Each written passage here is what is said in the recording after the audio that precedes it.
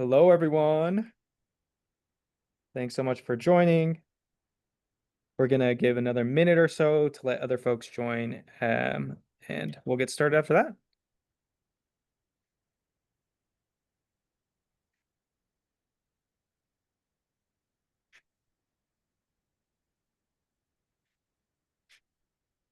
Hope everyone's having a good Wednesday midweek, recharged after a nice long weekend 2 weeks ago, and ready to tackle this next coming fall and next year of school. So, how are you feeling, Chase?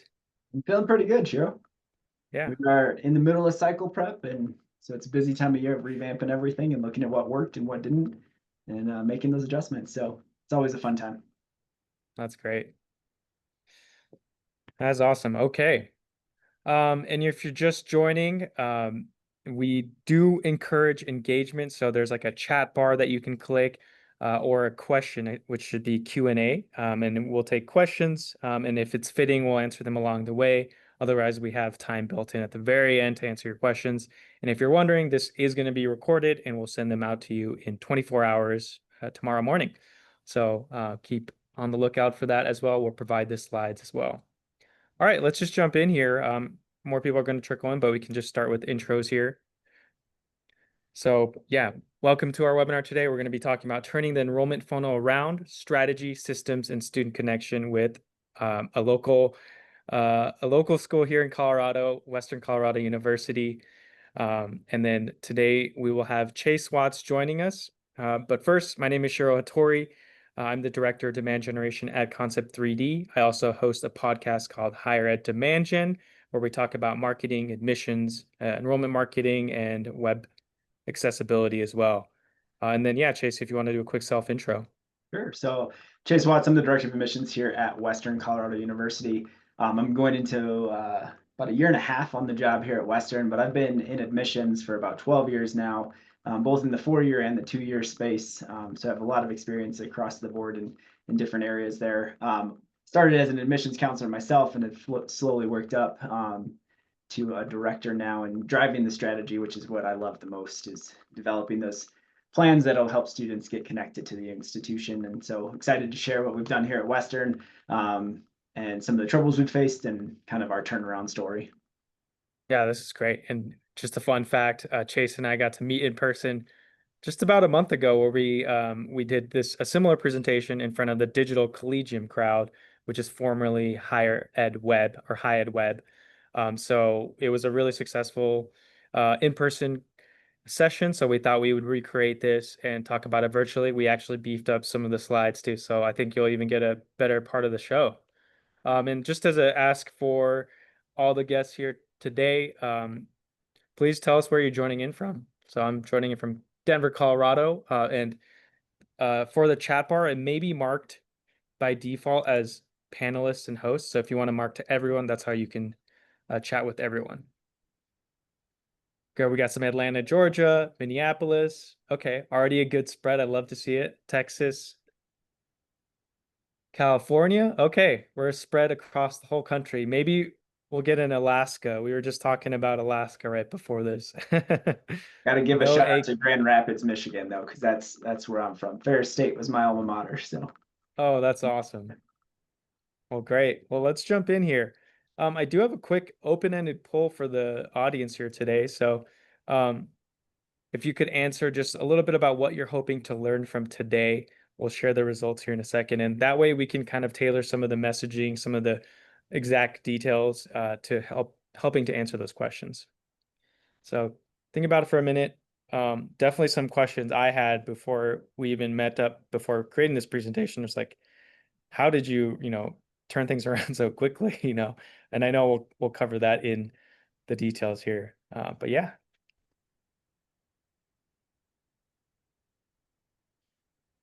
give everyone another 30 seconds here.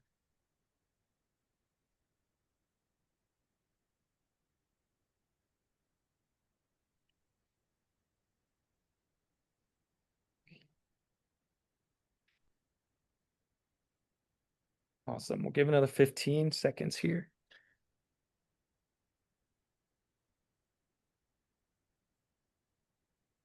Chase, I think I'm gonna actually get a chance to visit your neck of the woods in mid-August, so Oh, nice. I'll have to reach out. Yeah, when you're over here, let me know. Bring That'd your be bike. great. We'll go mountain biking. I would love to do that. All right.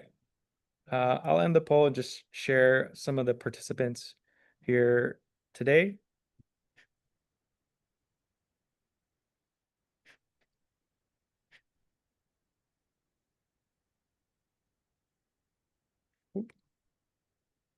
Are you seeing the results shared on your end, Chase? Yep. Cool. Oh yeah, so it looks like strategies is a big portion of this, right? And so social media related strategies on yield, more yield strategies. Um, Before Concept 3D, what were the challenges that you faced, and how did you address them? So cool. I think we're spot on with what we'll be talking about today. All right, back to the slides here.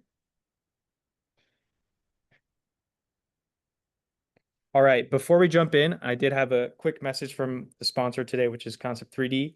I just wanted to talk a little bit more about what we do, right? So we've been around in higher ed for almost 2 decades now. Every year, almost 7 million users use our platforms across all of our solutions. We've spread across over 700 campuses. Our suite of products are really catered for the entire student life cycle, which we'll talk a lot about today, right? From prospective students all the way through graduation and beyond. So when you're an alum as well. And so we offer three core solutions that's on the right-hand side of the slides. They're interactive maps, events calendar for higher ed called Locals to Events, and a virtual tour solution called 360 Tours. We also have a room reservation software that we just launched as well.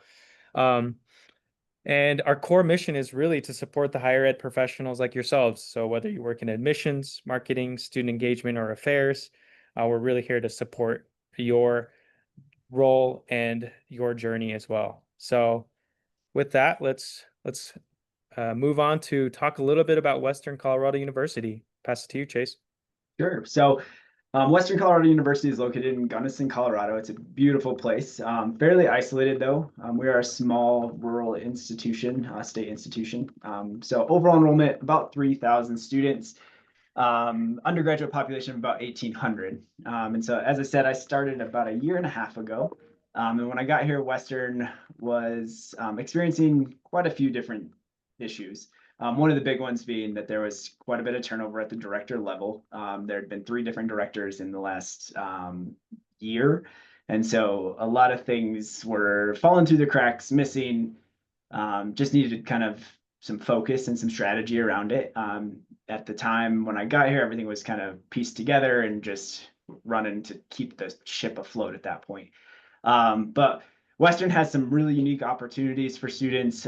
Our student makeup is usually about 70% in-state, 30% out of state. We do have a national recruiting presence, Division II athletics.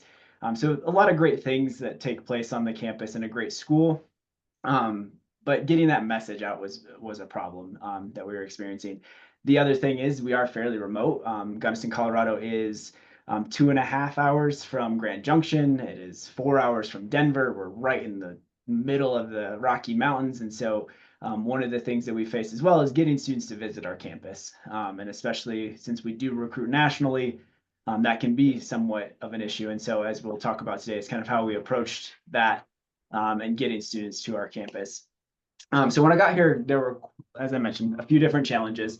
So I started January of 2024, so mid-cycle, not much for a new director to really jump in and change without, really messing up everything. And so one of the things we were looking and facing at was a decline in our enrollment rate for fall 24. It was also during the issue with FAFSA, so a lot of things, just perfect storm happening here at Western.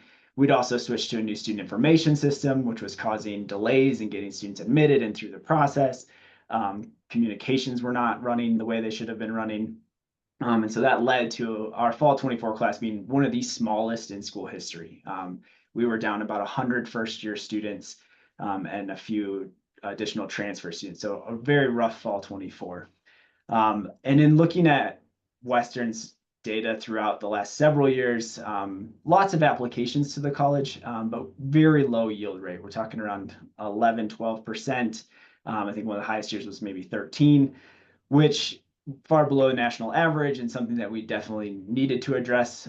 We're losing students at that specific admit to enrolled section where you really want to yield them. So I did like seeing that there were some focuses on wanting to learn about yield specifically, because that's a big part of what I focus on as a director of admissions. Is applications are great, but if you're not yielding them, you're missing the mark. We also, like I said, new student information system. We are a slate school. I'm just going to put that out there because I'm going to mention the CRM a lot. And it doesn't really matter what your CRM system is, but you need to be utilizing it at a high level. When I got here, Western was not doing that. We were very basic in how we were utilizing our CRM, very cookie cutter in communications. All students got kind of the same level of communication. And so that was a problem that needed to be addressed. And then we had no personalization. I mean, we were sending the exact same email to all the same students without any type of customization with the data points that we had. And so that was a priority for our next, as I was looking to revamp things, was to build in that personalization and the experience around it, making sure that every student felt like they were going on their own unique journey. And so that was a big focus for me, always has been. And when I build out communication plans and strategies around that, is how do I make a student feel special, even if it is through an automated process. And so that is a big part of what we looked at too. So those are the big challenges that Western was facing. And so obviously, number one goal for any college right now, especially with a decrease in high school students, is increase your enrollment. Like, it drives the budget. You need that. You need enrollments to make that budget happen for the year. But then secondary goal is we're looking to create a connected digital journey for our prospective students. So from the time they're a prospect, inquiry, all the way to admit, and specifically that admit and getting them enrolled portion is where we focused a lot of our efforts on, because we knew we had a problem there. We knew the yield rate was not where we wanted it to be. And then overhauling our virtual campus experiences, given our remote location, and also that we are a vacation destination. There are a lot of times where students and families are on campus when we're not here, because they come into Gunnison for summer vacation, or they're here skiing up at Crested Butte. And so we were looking for solutions that would allow us to meet a student without us having to have staffing available. And that's where Concept 3D stepped in with their virtual tour, as well as the interactive campus map, which has been a game changer for us, and got lots of plans for it in the future. And what we've rolled out so far, I think, is pretty impressive since we just started this process with them. So those were kind of the three major goals we were looking at. Awesome. And in terms of how to address those goals and challenges, what were some of your core strategy areas to increase enrollment? Yeah, so the big core areas we're looking at is creating that more connected digital journey for our prospective students, and interlacing that with our online campus experiences. And so we took a hard look at the communications that were being sent out. And I'll give you an example. When I got here, the admit to yield section of our communications plan had about, I don't know, I think it was like 10 total emails, no text messages. It was a single channel kind of communication. Our current comp plan for this cycle, fall 25, has roughly about 70 different touch points with students, varying across channels, whether it's mail, print, email, text messages. We cover every way so that we can get in front of them. We also focus on integrating all of our technology and really becoming top users in that. So looking at the CRM and like, how can we make this work for us, not necessarily us work for it? And so what areas did we see that we could improve upon and through the entire cycle? So from our response times to the connectedness, the relationship building, all of those things were super important as we looked at how to utilize our technology to fill those gaps where we wouldn't be able to have staffing. The other thing is all of our students were not being communicated to as quickly as I like. So I have a very specific call to all of my admissions counselors that 24 hours should be kind of the longest a student email should sit. We want them to know that they're being heard and are reaching out to them as quickly as possible, especially in today's world where everything is kind of curated for you. I mean, we all have Netflix and Amazon, and they recommend things to you based on what your search history is. And we were collecting all of that data on the back end here at Western as well. but we weren't utilizing it. And so that was one of those things that looking at the personalization, but also how quickly we can push that back out to them and share the information that is relevant to them and what they're looking for, not just what we feel they should know about us. And then access and accessibility is always a big thing. As I mentioned, I have worked both on the 4-year side and the 2-year side, and most recently at a community college, where I think access to education is the single greatest thing for society and in general. It's the one thing that no one can ever take away from you is your education, and it definitely increases the social mobility index of all students. And so here at Western, because of our remote location, access can be an issue, especially for our low income and underrepresented minority students who we want to draw to campus. And so we have looked at ways to make ourselves more accessible and finding additional funding to make those things possible. And we'll kind of cover that in some of the implementations that we've done throughout the year. But that is a huge passion project for me. Being a first generation student, I am all about getting students who wouldn't look at college as an option to look at it. And I think it doesn't matter if it's a 4-year or 2-year trade school, some type of education after high school is super important for those students. Okay, no, this is really great, and I'd love to break things down, each strategy into that how what tactic you use to address each strategy a Yeah. little bit more in detail.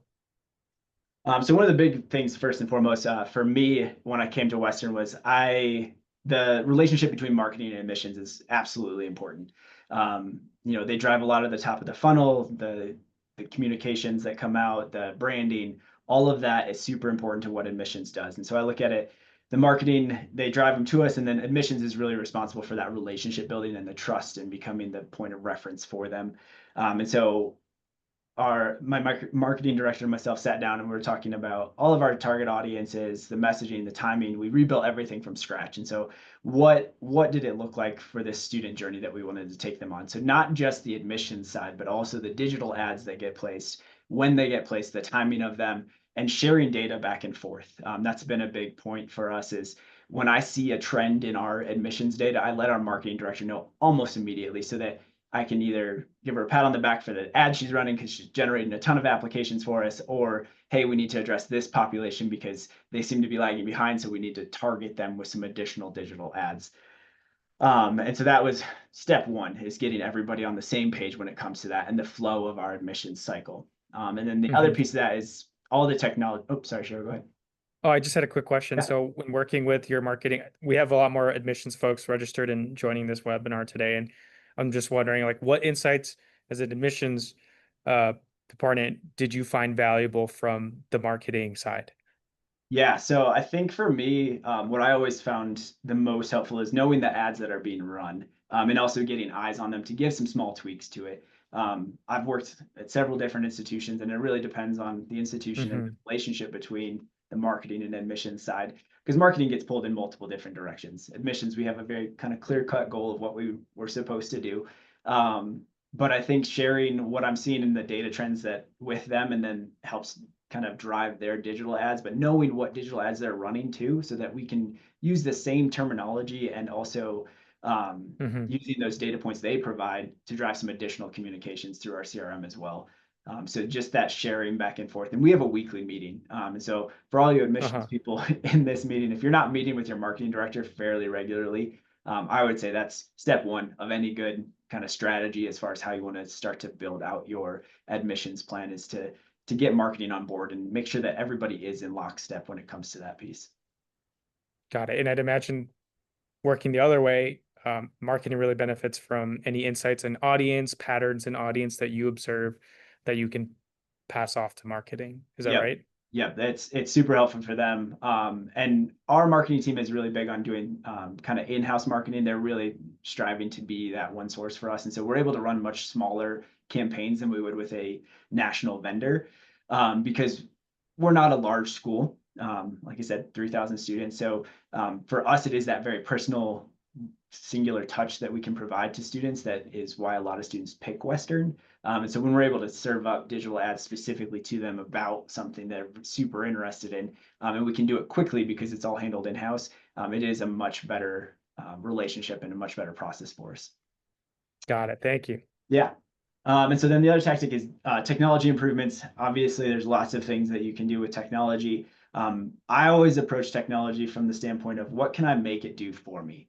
And so I explore, and CRMs are my background. I've spent a lot of time in that. Um, but I always look at what can I make it do to free up time for my staff to build better relationships. And so one of the things that we'll kind of dive into probably in a little more detail a little bit later in the slides is our communication plans. When I got here, much of that was left up to the admissions counselors to run their own communications out to students and generate those responses and texting and all of that. So it was very disjointed. There was no like strategy of like at this time the students need to get this message, at this time they should get this, and we move them along in this very planned out journey of what we want them to kind of start to take a look at.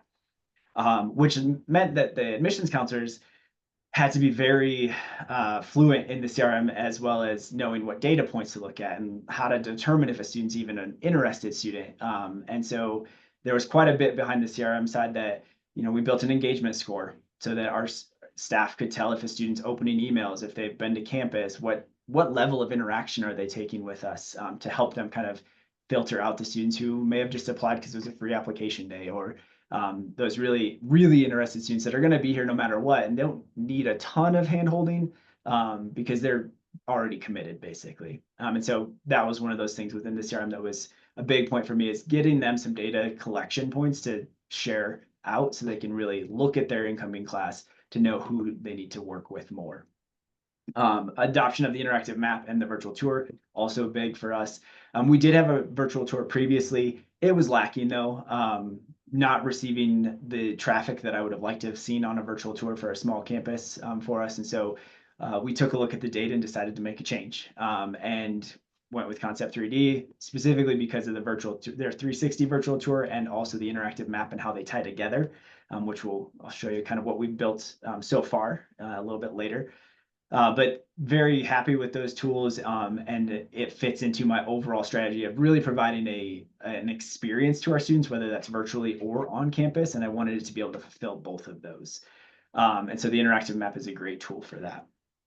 As I mentioned, we have students visiting off hours, so we'll kind of touch on this with the interactive map in a little bit too, is the self-guided tour option that we have. It gives some wayfinding around it. It's pretty cool. And so I'm excited to see how that works for us this next cycle because we did just launch that. And then the access and accessibility piece, for that tactic specifically, we were looking at providing free lodging, and we've done this this whole last year for all of our incoming classes. Every major event we have on campus, we have a set number of hotel rooms that we cover as an institution. And I've really garnered these specifically for first generation families, underrepresented minorities, low income families. So we asked some kind of clarifying questions to help guide who should really receive a room. But then we provide that lodging for them. We take care of everything on the back end. All they have to do is check in. And then we've also been providing vans and busing from the Front Range. Like I said, Denver's about 4 hours away. So we have a lot of students who come from that area. And so if they need a ride, we offer that. They can jump in a vehicle with one of our admissions counselors. And they get a 4 hour spiel on how great Western is all the way here and all the way back. So great additional marketing time as they're stuck in a vehicle with us. And then, accessibility on campus is always a concern when you're doing campus tours. And so with our interactive map and the virtual map, it's nice because we have those built in automatically for us. And so if we need to set up an accessible route, it's already there. We can use the interactive map to plot that out and show all of the accessible spots on campus, which is a lifesaver for my staff, for several other areas on campus. So it's been a huge asset to us. Awesome. And I can talk a little bit more about how Chase has been using their interactive map within their admissions funnel. So a big missed opportunity I see with a lot of schools and their maps is that they're not really using this as an admissions tool or enrollment funnel tool. And I really like what you've done here. So I wanted to highlight a few things. First off is you've used the top nav, which is highlighted in that green box, to really pinpoint key areas, right? So you've highlighted financial aid, applications, requesting more info or RFIs, as well as scheduling a physical in-person visit. So I love that you've done that. And then also just wanted to also point out lastly, how you've marked certain categories on the left-hand side. So you've marked prospective student visitors. So if you're looking to visit campus, where do I go? You have a category created for that. Another key element to that is where am I going to park my car? Or how am I going to get there? So you've highlighted parking and transportation. And then lastly, you've highlighted accessibility as well. And I know some more fun areas are going to be the outdoor recreation category. So you can also figure out what you can do around campus when you do visit. So really like what you've done with your map as well. Yeah, and I think that's And sorry, Shay, I was just going to add, I think that's one of the reasons why we really loved Concept 3D. It was the ability to customize much of this and add our own top buttons and RFI yep, forms and use things that are already there, in the categories too. I mean, being able to build a specific category for prospective student visitors so they can see where they need to park, where they need to go. Like it's just a great tool for that.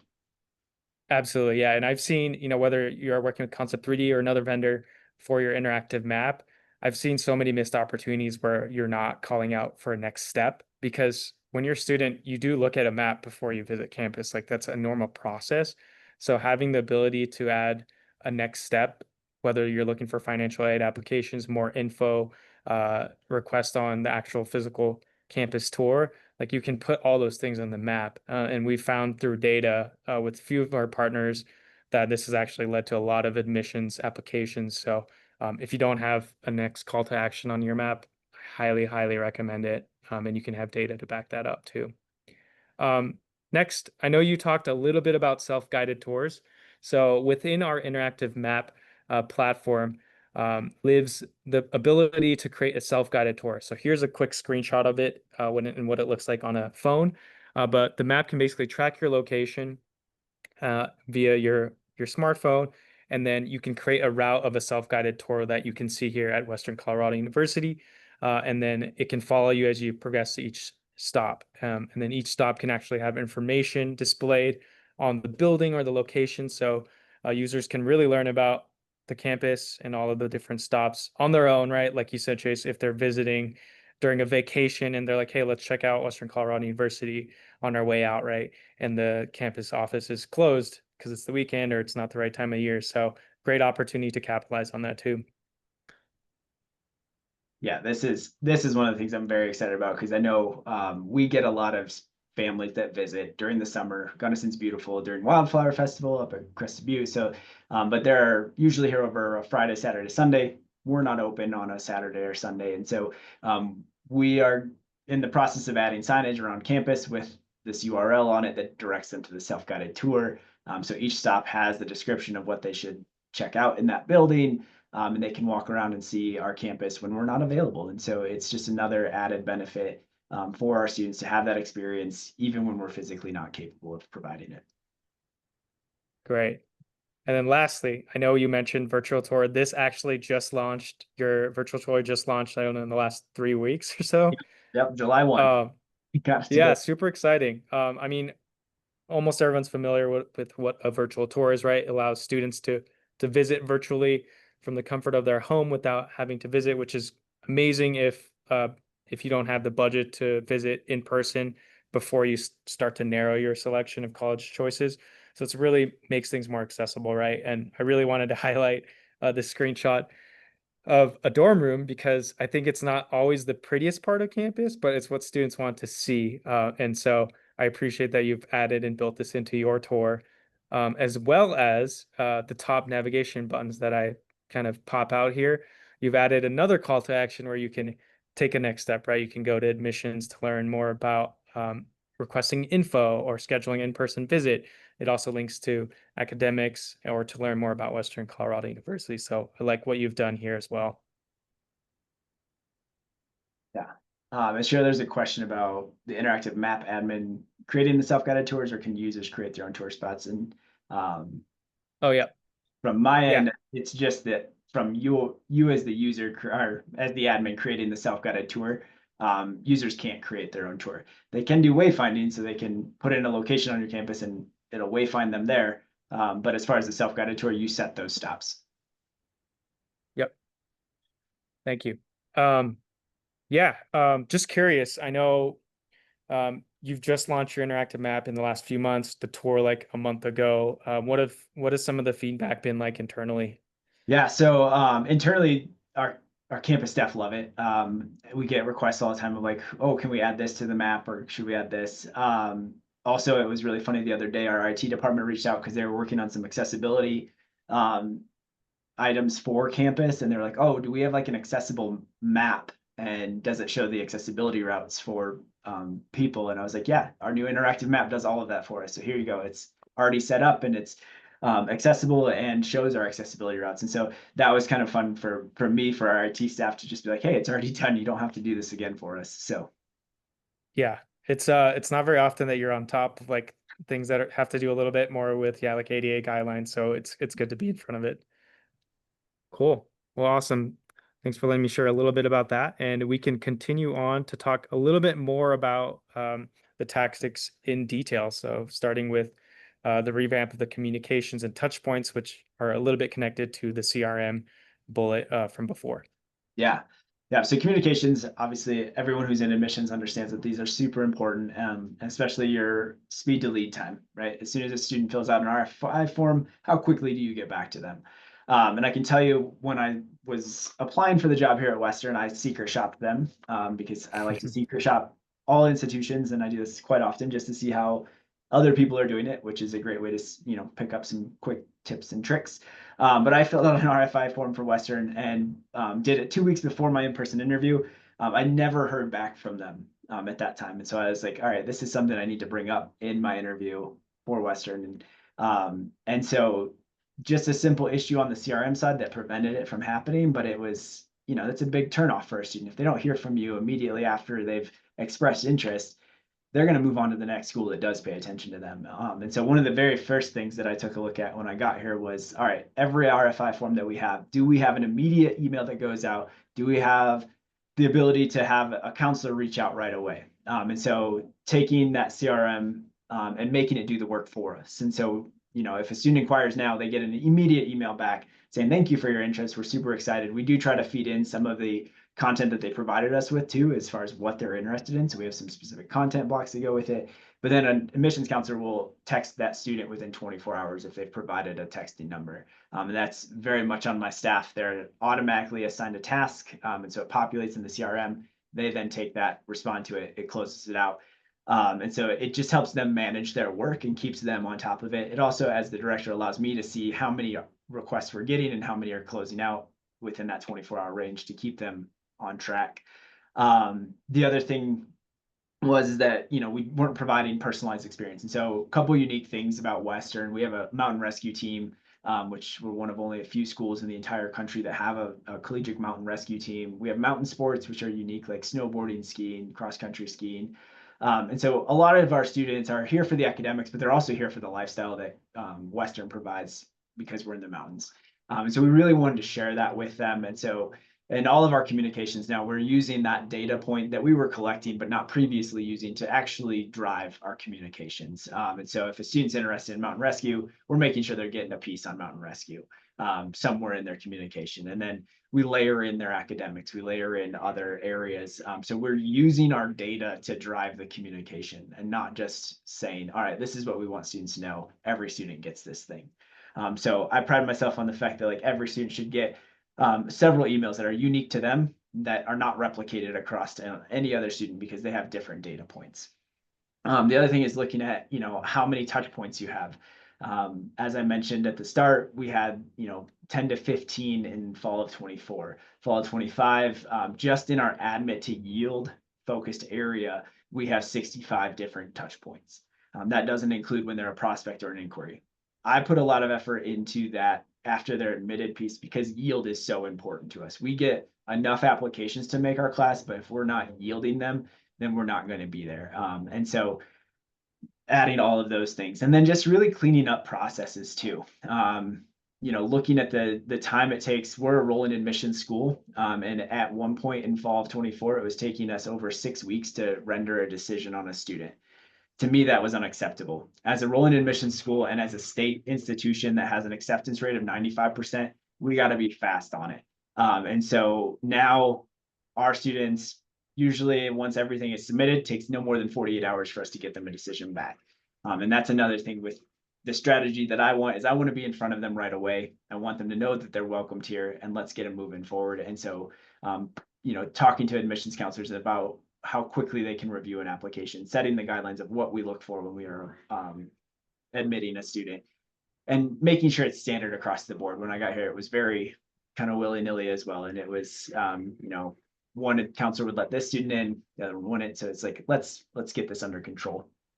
And then using our map and tour in our emails as well. I'm really excited about several pieces of the interactive map in our virtual tour, specifically with like the interactive map, being able to do a customized URL for just that prospective visit look and where they need to see where they're going. We can include that in all of our communications and confirmation emails for campus visits now. And so that's great because it's not sending them just to the map. It's sending them to the specific map that shows them where they need to check in, where they need to park, and it's right there in that email communication. And that's a huge asset to us as well. So that's kind of on the CRM side. I don't want to go into too much of that unless there are questions around it. But there are a lot of communication updates, a lot of processing and making sure that we have really seamless processes for our students and removing any barriers. So I always take a look at our RFI forms and our applications to see where students stop out and what things are causing them headaches and trying to remove those if they're not necessary. Sure. I had a question. How did you land on the number 65 touch points? Um, That's a really good like, question. did you come in with some domain knowledge? Like, did you test an A/B test? Like, how did you get there? So just from over the years of working with students and also the number of communications and like how much we wanted to share with them. So much of our admit, and I'll kind of talk about this one, is we have kind of 5 basic tenets that we look at in our admit communications that we really want to enforce with students. So our affordability is one of those, the location, our academics, and especially those programs that really are unique to Western. And so we looked at the 5 calls that we wanted, and then we layer them in and usually run a student through them in 3 different phases.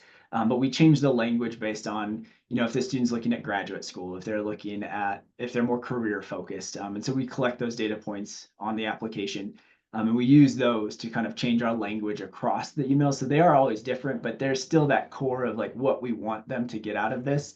And so that's kind of what led to it. So right there, initially, if you run through, those 5 tenets 3 times, it's 45 different touch points. And then layering in the very interpersonal texting that we have. So I have all of the admissions counselors. We gave them the opportunity to kind of build out their texts that are going to go out for them, and really looking to not just like, hey, are you doing okay? It was more like, what excites you most about this, or what are you looking forward to at your campus visit, or those types of questions, which really will help build that relationship between the admissions counselor and their student. That's awesome. Thank you. So there's a question in there about admission staff writing all the email touch points, or did marketing help with emails, messaging, especially around the brand? So that is a great question. Marketing helped us with the branding and the look and the template of the email. And then it's a collaboration between my staff. So I have a specific enrollment communications position that works directly with our marketing. So the best part about that is she was an admissions counselor, so she knows the admissions side very, very well and knows our processes, but also works with marketing to make sure that we're hitting the right tone and voice in all of those emails.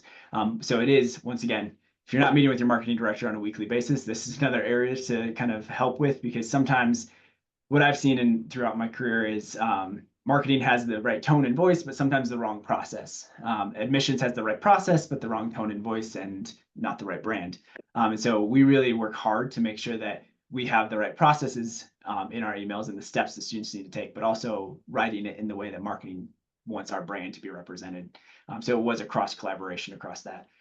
Especially when we review. So like right now we're in cycle prep, so we are reviewing every email that we have. And so that's a process that we go through with marketing. We sit in a room and quickly run through them. We also look at the data metrics on them. So opens, click-through rates, any type of interactions, heat mapping that we have on those emails to see if we need to change up any subject lines, any of that stuff.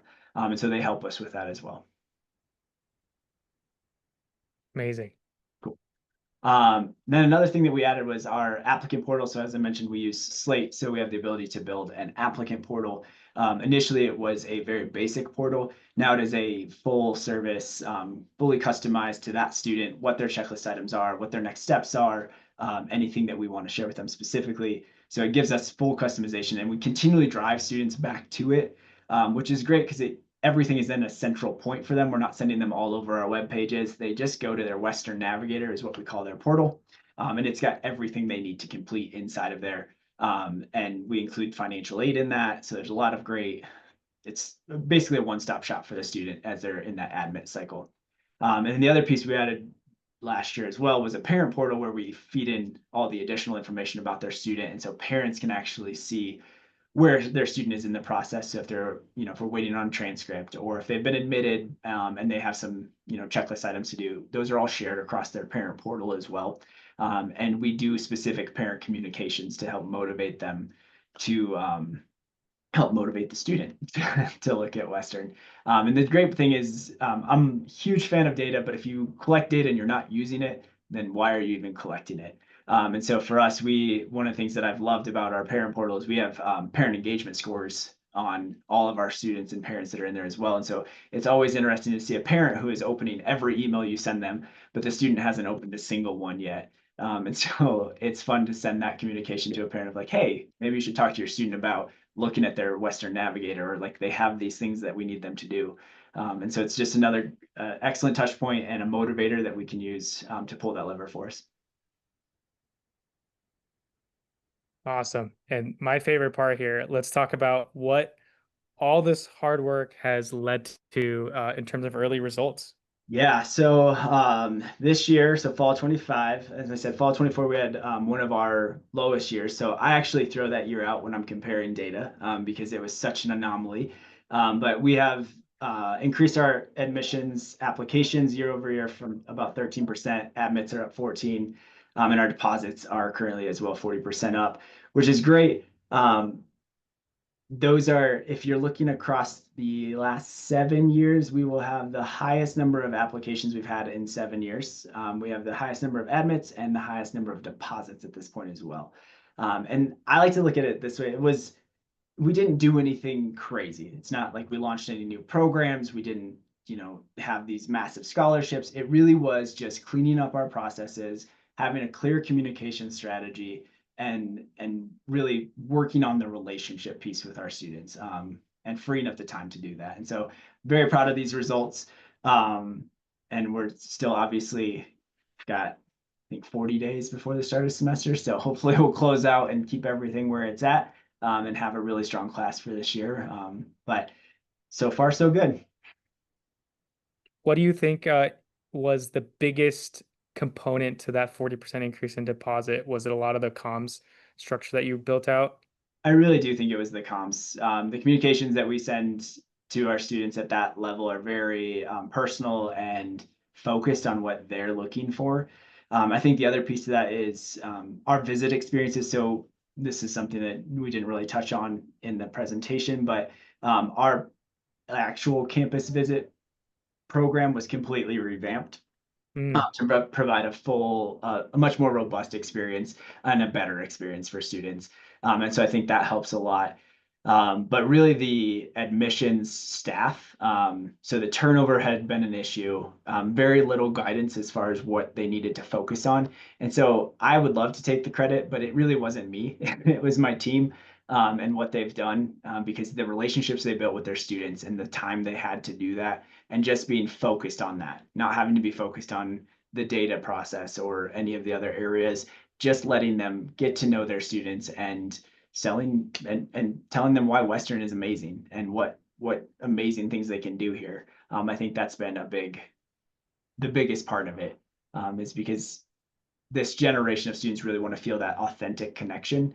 And yeah, that's what we really worked towards, was making it feel like an authentic connection. And it is for them, but like there's a lot of automation behind it, but the students don't know that. And that's, I think, the best part is when we get text messages back or emails back, they're always like, oh, thanks for reaching out. Like, it was so good to see you. And they don't understand that it really was just the system sending it out, which is what we want. We want them to feel that way. that's That's awesome. That's the best part. Yep. Everyone's happy.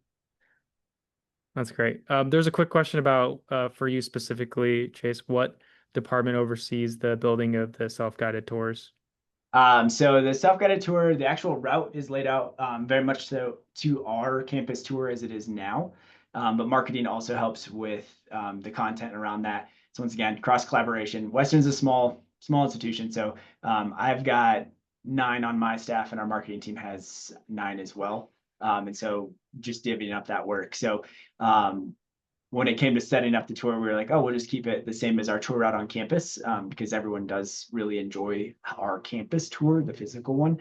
And Mhm. so we wanted to share the same information in that self-guided tour. The virtual tour is a little bit different just because we have the 360s and the ability to do the hotspots. And so that is a little bit more free flow, where the self-guided is like, hey, this is how you would see it campus if we were the ones to show it to you. Awesome. And I know we got about 15 minutes left. I want to leave a few minutes at the end there. So maybe like 10, 8 minutes or so for these next two questions. But looking back, what are some of the things you learned along the way in the last year and a half? Just in general, right? You just came into this role, you had a big challenge ahead of you. Yeah, let us know. Yeah, I think for me, some of the things is like the relationships you have on your own campus are super important, and making sure you're pulling in the necessary people, and also finding ways to block out the things that are not quite necessary. As I mentioned, we have our interactive map out there, and everyone's always like, oh, we need to add this and this and this. I'm like, but is that really what this is for? And to me, since my office was the one driving the interactive map and the virtual tour, those are prospective student tools. And that's why like our top bars are very much focused on the prospective student side. As Cheryl kind of said, students are going to look at that map before they ever set foot on your campus. And so I wanted that to be a primary focus. And then secondarily, we can use it for all of our current students, and it easily fills that role. But for our current students, they're not necessarily going to need to use those top buttons. They're using it to find out where this spot is located on campus. So they're a little bit more familiar. But I think the relationships between your marketing department, admissions, anybody that plays a part in the student role, um, what I one of the things I noticed, and I've seen this in all the institutions I've worked at, is everyone sends out emails and communications from their own departments. And one of the things I really looked to do was to limit the number of other departments who are sending things to prospective students, because it should all funnel through the admissions process and from that lens, prospective student side. And it also helps with your strategy around communications, because oftentimes, like in admissions, you start to run out of things to share with students at a certain point in their journey. And that's where these other offices can come in, and you can fill in those communication points for them as well. And so it's part of your strategy, but you're incorporating them into it. It really gives you a one voice, as to a student, so it's not disjointed. It's always coming from Western, and it can be from an individual person, but it's on the timing that we all want it to be on. I think the other thing that I learned along the way is that not everyone is a recruiter.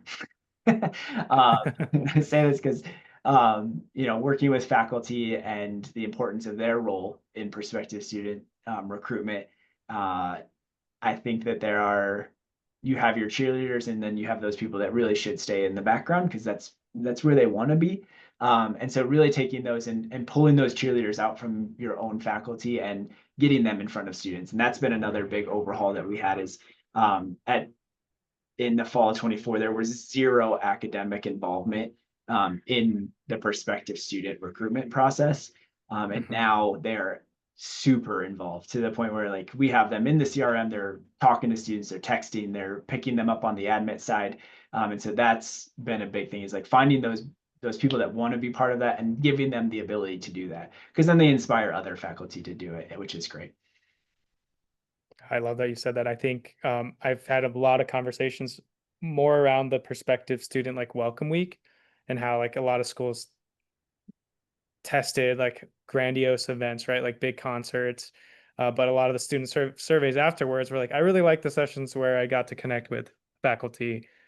And so a Yeah. lot of schools have shifted back from like making the impressive like, welcome week into like more connections with faculty, community, the residence hall directors, etc. So It really, and it's super important to them. I mean, admissions can talk a lot about the overall college, but those kids are going to be in the classes with those faculty, and it's important they understand and get to know them early on. And I think it's great for the faculty as well, because I know several of our departments are super excited about their incoming class because they've met them along the way.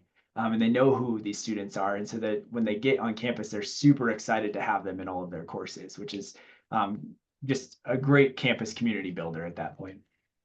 I had a quick question about like connecting faculty more early on. Do you build like connections or ability to connect with faculty within those email flows that you were just talking about? Like, how does that actually get implemented?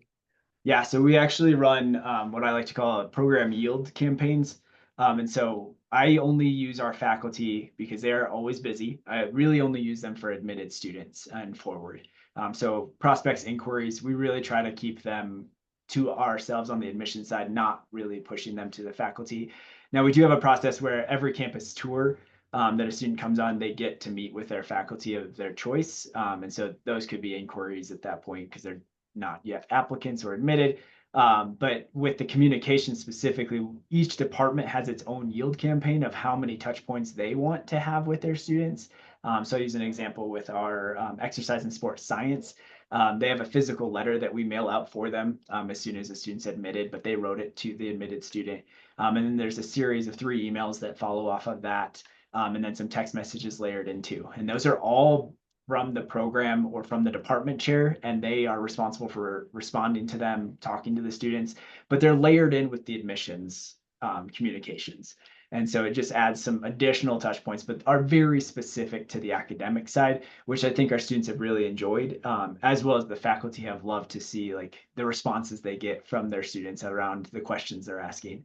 Um, because we don't ask like just generic questions. I think one of our sociology professors was like, what interests you most about sociology? And so seeing the responses from these students of like why they're interested in that field is just, it's fun to read through. And I know that it has to help our faculty better connect with those students when they get them in class too. Oh, fantastic. Thanks for sharing that.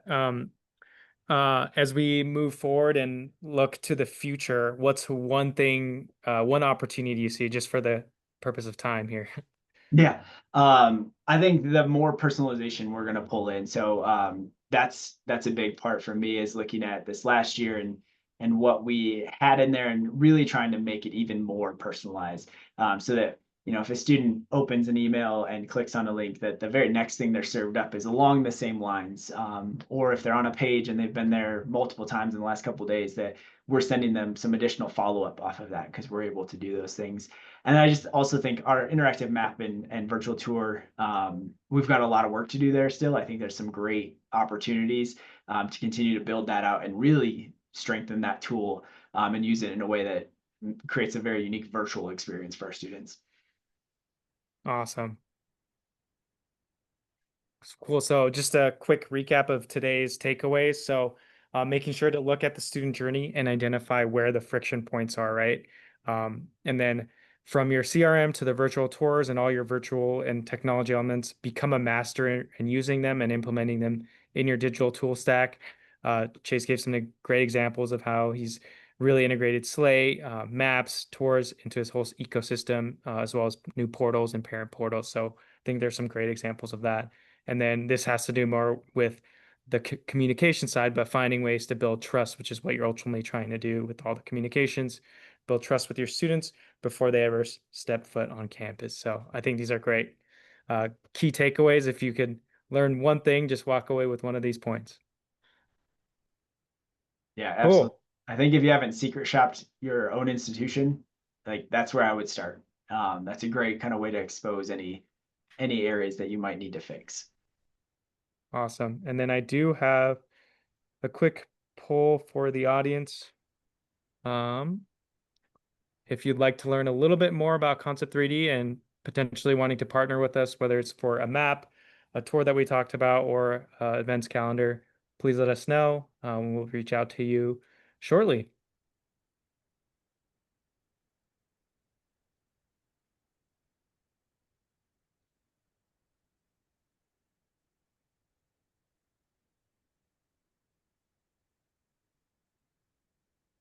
All right. Any outstanding questions? We have a few minutes here. for Chase.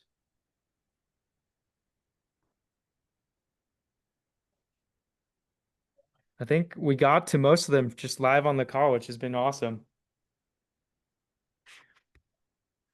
Cool. And yeah, if you want to check out Western's Colorado's map and tour, you can take a picture with your smartphone here and you can check it out.